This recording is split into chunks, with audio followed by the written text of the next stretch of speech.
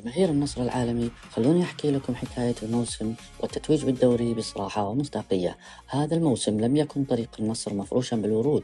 الفريق مر بظروف فنية وإدارية معقدة، بدأت من نواقص واضحة بالجاهزية والاتزان داخل البناء التكتيكي.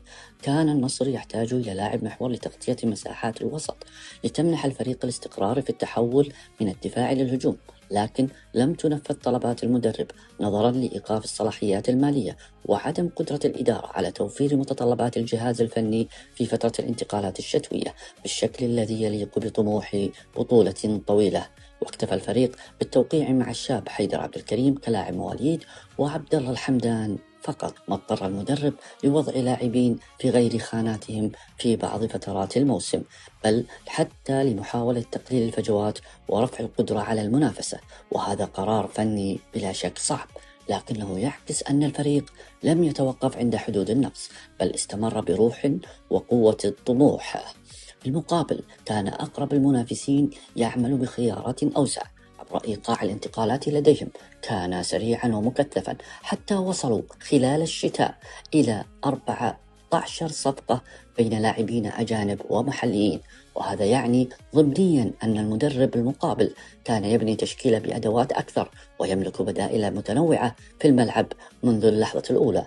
بل وصل الحال بهم بعد تعاقدهم مع المهاجم نونيز بمبلغ ضخم وعدم اقتناع المدرب به بجلب مهاجم نادي الاتحاد النجم الكبير بنزيما. ورغم ذلك لم يكن المدرب لديه خيارا واحدا، بل كان لديه خيارات أخرى مثل ليوناردو وغيرهم من الخيارات المحلية، بخلاف النصر حيث أن بدلاء رونالدو في النصر كان محمد مران والحمدان. ومع ذلك استمر النصر يقاتل رغم كل هذه التحديات وقلة الخيارات الفنية لدى الداهية خيسوس مدرب النصر. واصل النصر طموحه وصدارته نحو التتويج باللقب. يا جماهير العالم، اليوم حقكم الفرح والفخر بمنجز فريقكم، والموسم هذا رسالة بأن الصمود يصنع البطولات، وبأن النصر عندما يلتزم بروحه ويثق بمدربه الداهية وبإدارته التنفيذية تتحول الظروف الصعبة إلى تاريخ.